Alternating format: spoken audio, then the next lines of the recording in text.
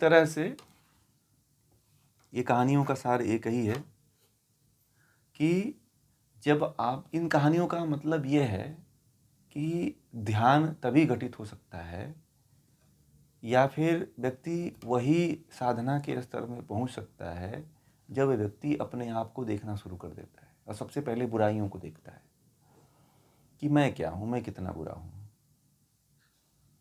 ठीक है, व्यक्ति दुनिया को पूरी आंखें खोल करके खड़ा रहता है कि देखें कि कहाँ पे पड़ोस में कौन बुरा आदमी दिख रहा है। नहीं, आप दूसरे को मत देखो, आप अपने भीतर देखना। बैठ जाओ, आप किसी दिन कहीं एकांत में बैठो, रूम बंद कर लो, प्राइवेसी ऐसे रखो कि अच्छे काम के लिए प्राइवेसी रखो। प्राइवेसी भी लोग लगते हैं तो जितना गलत काम होता है सब प्राइवेसी में ही होता है। प्राइवेसी यदि रखना है तो प्राइवेसी किसके लिए होना चाहिए? अच्छे कामों के लिए होना चाहिए, ध्यान के लिए होना चाहिए, एकाग्रता के लिए होना चाहिए, अपने आप को पढ़ने के लिए प्राइवेसी होना चाहिए। प्राइवेसी का मतलब ये नहीं है कि आप जानवर बन जाओ। प्राइवेसी में अपने भीतर छुपे हुए जानवर को देखने का प्रयास करो। आपके भीतर एक बहुत बड़ा राक्षस छिपा हुआ है, आपको नहीं पता है। और आत्मा जो है ना, उस राक्षस को स्वीकार कर लिए कि मैं हूं। आत्मा को नहीं पता है। आत्मा को अनुभूत कराने के लिए एक प्रयोग है। ठीक है, कि कहो बैठ करके आप, मुझे मत कहना आप लोग, ठीक है, या किसी और से मत कहना कि मैं हूं, ऐसा हूं, ऐसा हूं। नहीं, देखिए, कोई आपकी बुराई को कोई एक आदमी है जो वह उससे कोई लेना देना नहीं होगा। उसमें से 10% होंगे जो सुनेंगे परंतु कहीं ना कहीं छींट देंगे। 46 और जो है बाकी जितने होंगे ना,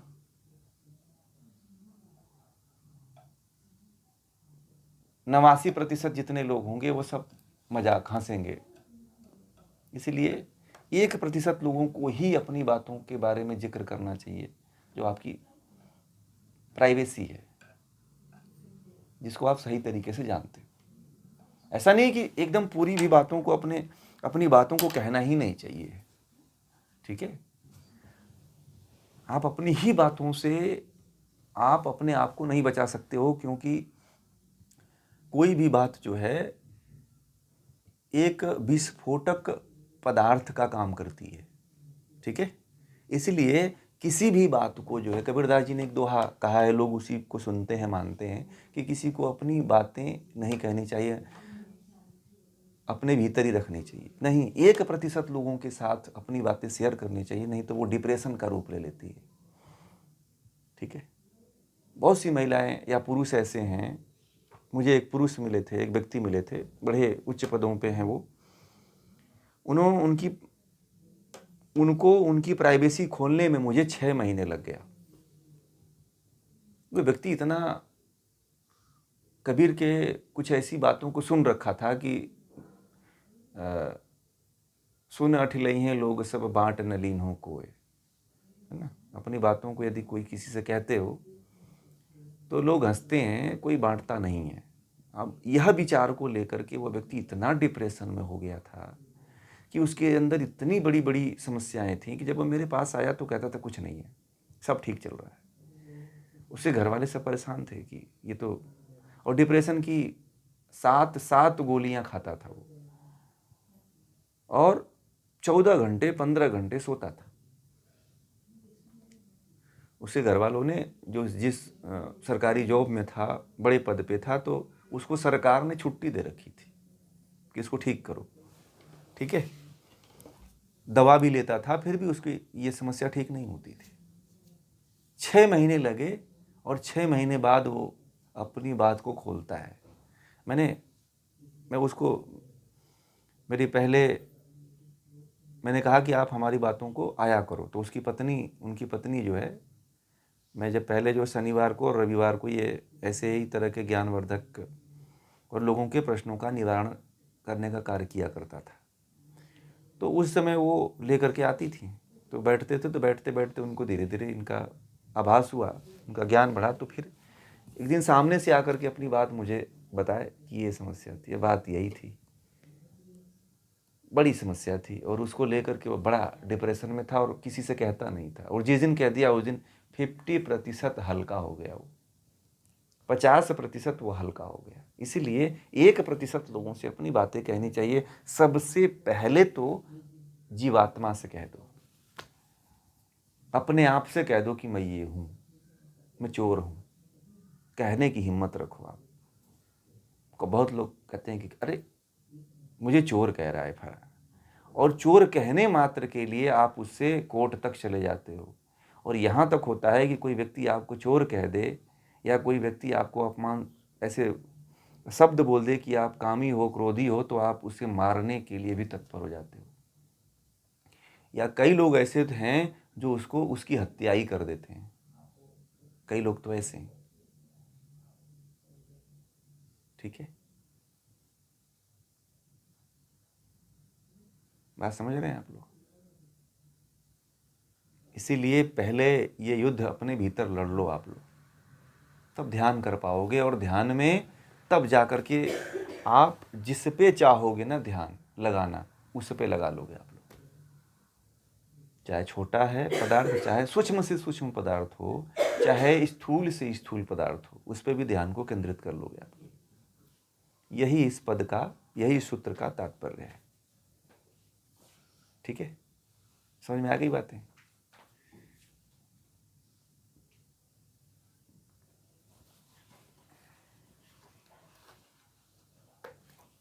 40वां सूत्र है। और 40वां सूत्र ये था कि छोटे अभ्यास करने वाला योगी छोटे से छोटे और बड़े से बड़े वस्तु में भी ध्यान यानी कि मन को स्थिर कर सकता है।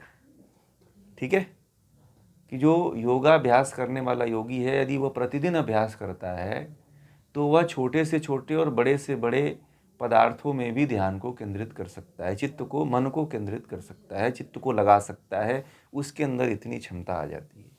ठीक है, तो अब ये बात जो है ये कैसे सिद्ध होगी, मैं उसके पहले की ये सारी कहानी बता रहा था कि ये कह तो दिए हैं महर्षि पतंजलि ने, परंतु इतना आसान नहीं है ये। ठीक है, तो ये पूरी कहानी उसके पीछे की रही और पूरा आज का समय जो है उसी में चला गया कि स्वीकारोक्ति करो, आप अपने भीतर जो हो उसको निकाल करके बाहर दिखाओ कि आप ये हो। ठीक है, यदि आप अपने आप को ही नहीं जानते हो कि मैं चोर हूँ, मैं कामी हूँ, मैं क्रोधी हूँ, और दुनिया के सामने आप अभिनय करते हो कि मैं तो बड़ा शरीफ हूँ, मैं तो बड़ा आदर्श आदमी हूँ, मैं तो बड़ा आइडियल आदमी हूँ, एक दिन वही व्यक्ति आसाराम जैसे लोग हो जाते हैं, यही आदमी राम रहीम हो जाते हैं, यही व्यक्ति जो है रामपाल हो जाते हैं। समझ रहे हैं? ये लोग दुनिया की नज़रों में दिखाते थे कि मैं ये था, परंतु अंदर से कुछ और थे। ठीक है, और एक दिन तो कहते हैं ना कि खुशबू आ नहीं सकती है कागज के फूलों से, तो बात वही होती है। बनावट का उसूल कितना दिन तक काम करता है? बनावट के उसूलों से, कहते हैं ना कि खुशबू आ नहीं सकती बनावट के उसूलों से। जैसे कागज के फूल से खुशबू नहीं आती है, उसी तरह से बनावट कितना भी कर लीजिए उससे सच्चाई छुपती नहीं है, प्रकट हो ही जाती है। ठीक है, व्यक्ति जिसको छिपाना चाहता है वह प्रकट होने की और उसकी इच्छा बढ़ जाती है। आप दुनिया में ना किसी भी चीज़ को छिपा के देख लेना। मैं एक बात बताऊं आप लोगों को, संसार में जितने खजाने छिपाए गए थे वो सारे के सारे प्रकट हो गए। लोगों ने सोचा कि ये खजाने छिपा दें तो वो नहीं किसी के सामने प्रकट होगा, परंतु किसी न किसी की नज़र तो पड़ ही जाती है।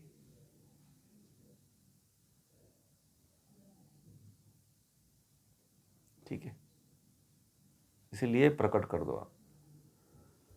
उसे जितना छिपाओगे आपको ही एक दिन नुकसान करेगा, विस्फोटक पदार्थ बन करके आपको ही एक दिन नष्ट कर देगा। आतंकवादी जितने मरते हैं अपने ही बमों से मर जाते हैं बेचारे। जब सैनिक गोलाबारी करते हैं तो वही गोली जो है उनके ही बारूद में लग करके उनको ही नष्ट कर देती है। तो सैनिक जो है उसको नहीं मारता है, उसके जहाँ पे हथियार रहते हैं, जो उसके विस्फोटक पदार्थ होते हैं, उस पे आक्रमण करते हैं कि उससे कई सैनिक मर जाएंगे, क्योंकि उनके पास ज़्यादा हथियार रहते हैं। भारत सरकार ने जो स्ट्राइक किया था, सर्जिकल स्ट्राइक किया था, तो उसमें क्या किया था उन्होंने क्या किया था कि जो उनके जितने ठिकाने थे जहाँ पे वो ठिकाना बना रखे थे, उस ठिकानों में जहाँ पे उनके जो मेन हथियार थे उन्हीं पे आक्रमण किया गया था, और वहाँ पे जितने आसपास में थे सब अपने ही हथियार से मारे गए। कुछ तो भारतीय विस्फोटक पदार्थ रहे, कुछ उनके विस्फोटक पदार्थ उनको ले करके पूरी तरह से खत्म कर दिए। समझ रहे हैं? तो ये सारी बातें होती हैं, इसलिए आप जो हो उसको इस प्रयोग को करना आप लोग।